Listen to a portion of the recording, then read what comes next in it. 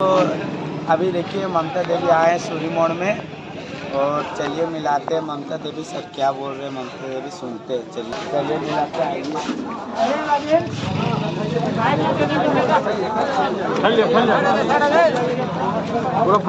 और पीछे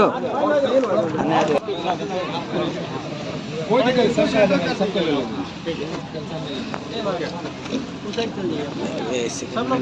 ले वीडियो सामने डाल रही। हेलो, आ रहा है साउंड? सबका हम स्वागत करते हैं। आज हमारे बीच में है पूर्व विधायक ममता देवी जी। और सबसे बड़ी बात है ममता जी कि रामगढ़ में जो रणनीति अपनाई वही रणनीति हमारे जो माननीय मुख्यमंत्री साहब हैं वो जो कह रहे हैं कि चुनाव प्रमुख के नाम पे ये जो पैसा का खेल हो रहा है, इसको किस हिसाब से? सबसे पहले तो आपके चैनल को हम बहुत ही अच्छी तरीके से साथ जिस तरह से ये डुमरी विधानसभा में चुनाव की जो परिस्थितियाँ बनी, स्वर्गीय जगन्नाथ महतो जी जो कि एक मात्र नेता नहीं, हम उन्हें जननेता के रूप में मानते हैं, क्योंकि वो हमेशा से झारखंड हित में बात करते रहे हैं, हमेशा से सभी लोगों के दिल में वो बसते हैं।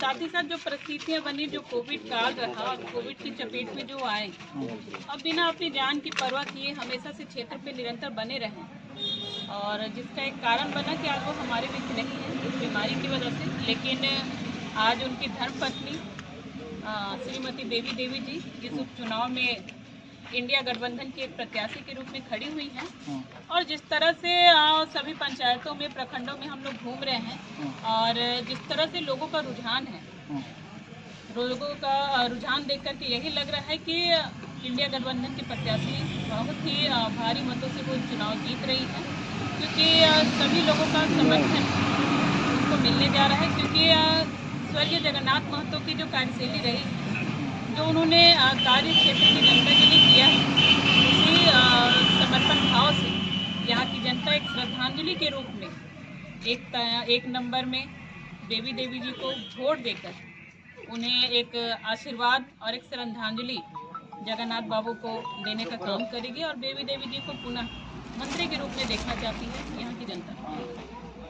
सुदेश महतो पूछना चाहिए कि विगत 15 सालों तक उन्होंने ही राज किया है यहाँ पर, और डिप्टी सीएम के रूप में भी रहे और एक समाज के नेता भी कहे जाते हैं। लेकिन आज वो क्या कर रहे हैं आप देख सकते हैं।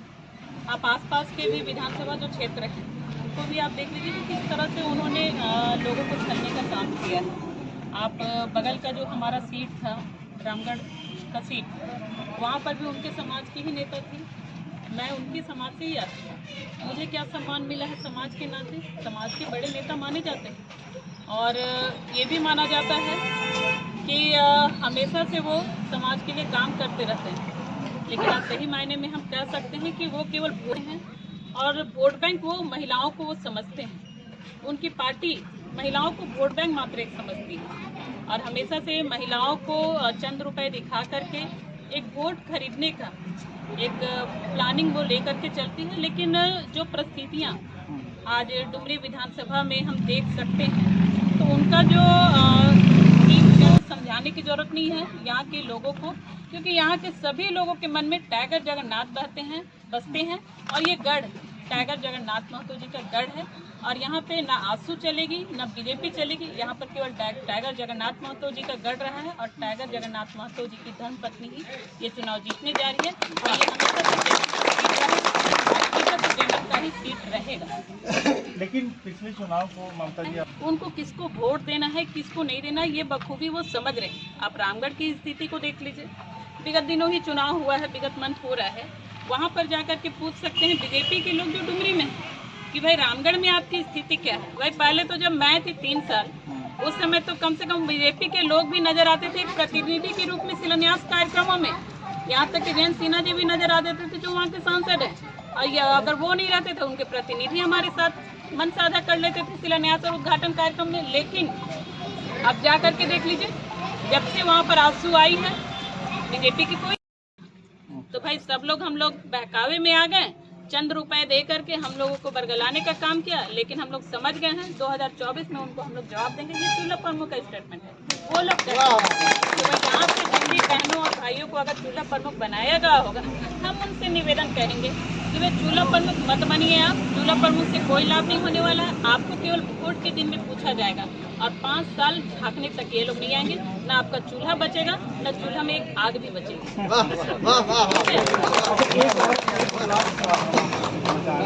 ये जो एनडीए के खास करके भाजपा के जो प्रदेश अध्यक्ष हैं, उनका ये स्टेटमेंट आया है कि ये हेमंत सोरेन को जब तक हम जेल में नहीं डालते हैं, क्योंकि कहीं ना कहीं आप भी मैडम, आप भी कहीं ना कहीं शिकार हैं इनके षड्यंत्र का। तो लगता है कि इन द कमिंग टाइम में ये जो झारखंड सरकार है वो सुरक्षित रहेगा, कुछ आंच आएगी?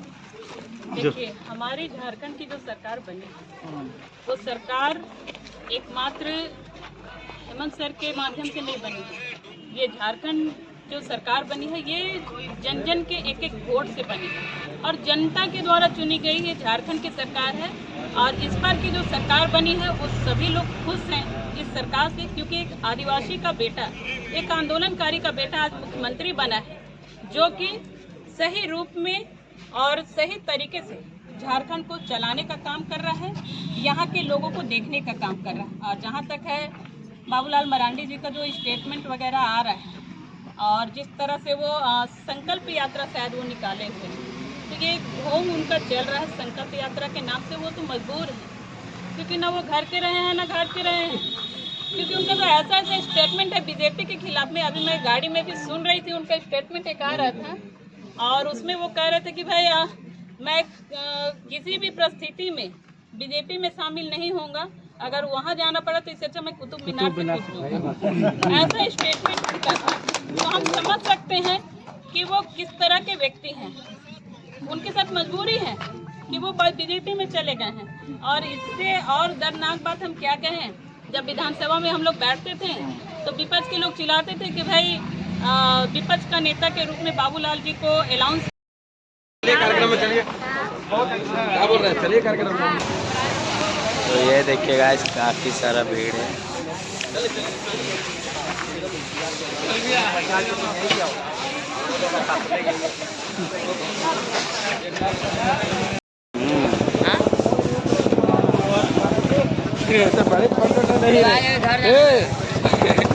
क्या बात बोलिए रिजवान?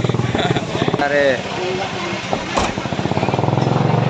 क्या करना? चलिए।